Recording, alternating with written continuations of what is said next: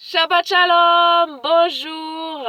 Je vais faire la lecture du jour dans Romains chapitre 10, verset 14 jusqu'au chapitre 11, verset 12. Voilà.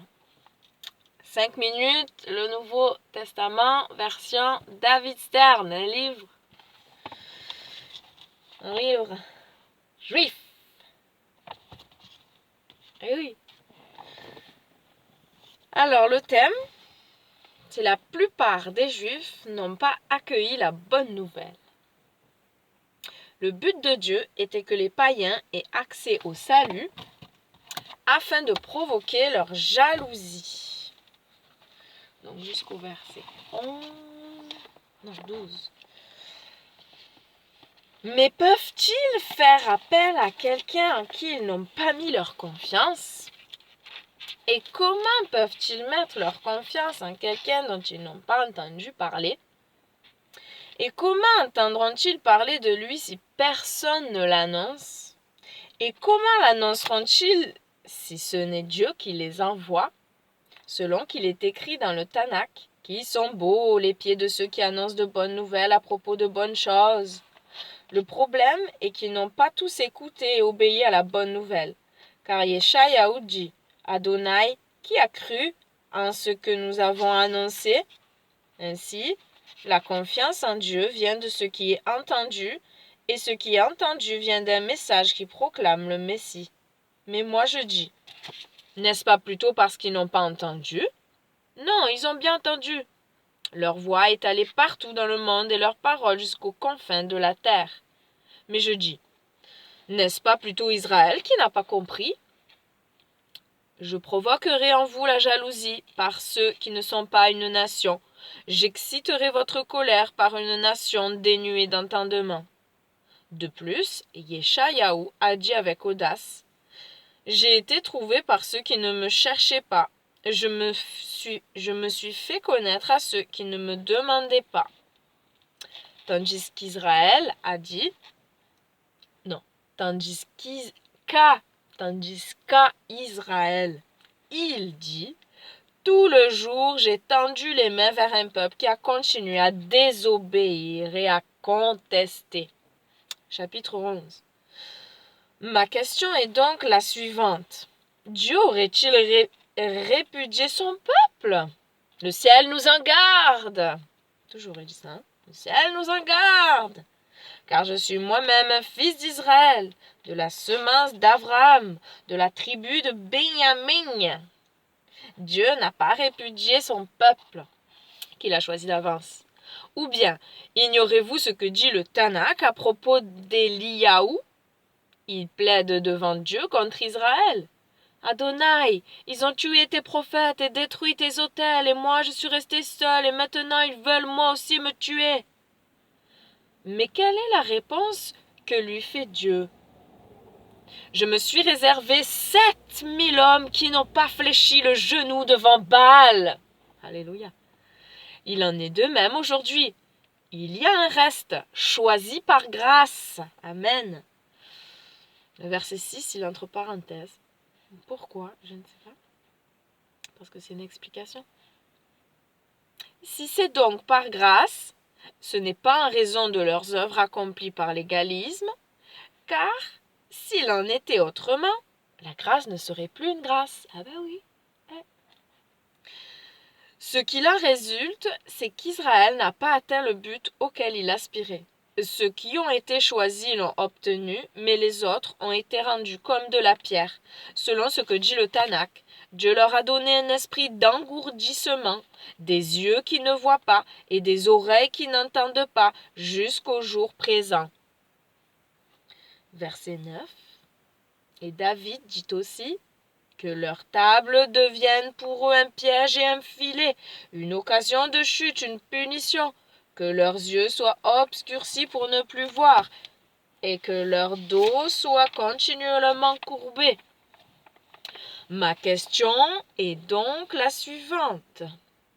Aurait-il trébuché pour tomber définitivement? Le ciel nous en garde. Bien au contraire.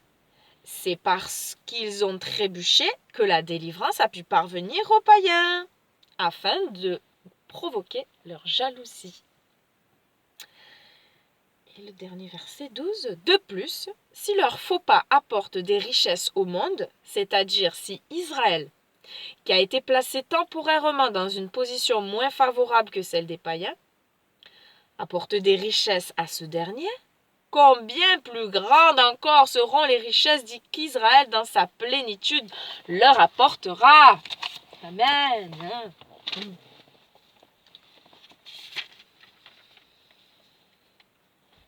Est-ce que ma vie et celle des croyants, de ma connaissance, donne envie aux autres d'avoir une relation personnelle avec le Messie?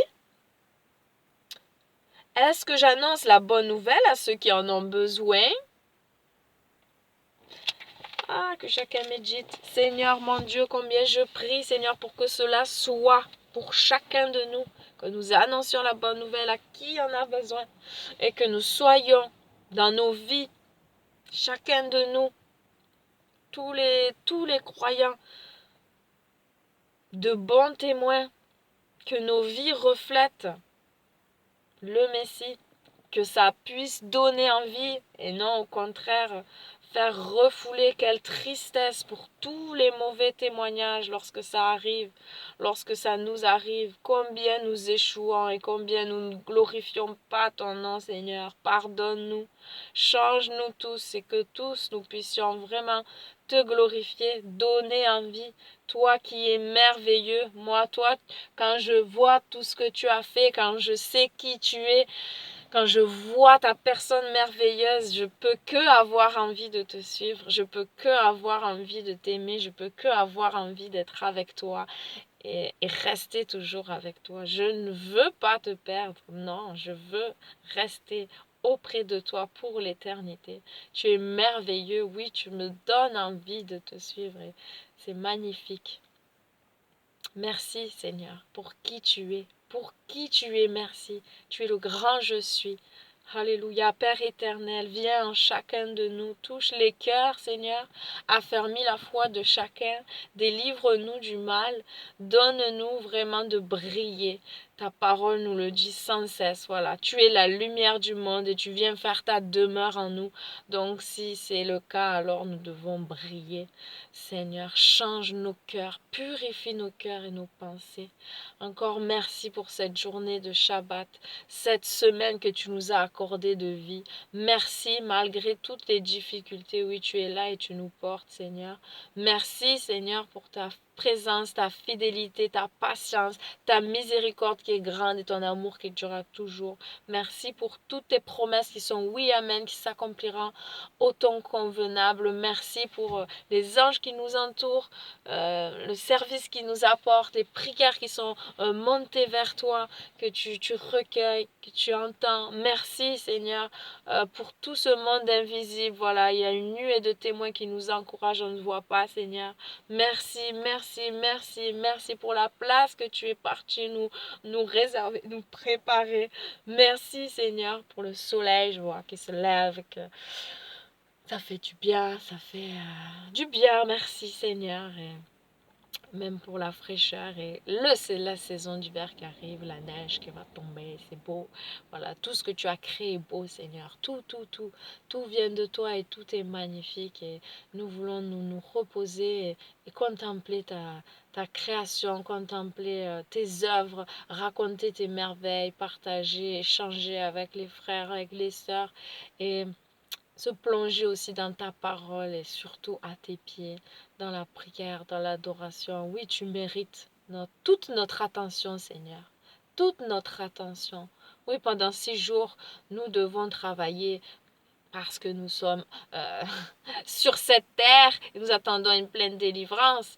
Et voilà, il y a des choses futiles à faire qui sont futiles pour le royaume, mais qui sont, voilà, importantes pour notre vie terrestre.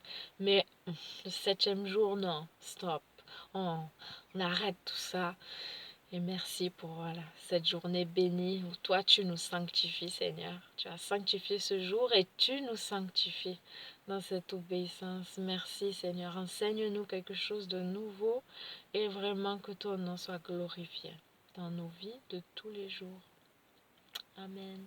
Shalom, Shabbat Shalom, Shabbat Shalom, Shabbat Shalom, Shabbat Shalom, Shabbat, Shabbat, Shabbat, Shabbat Shalom, Shabbat, Shabbat, Shabbat, Shabbat Shalom, Shabbat, Shabbat, Shabbat, Shabbat Shalom. J'espère que ça va pas arriver que demain. Salut, bisous.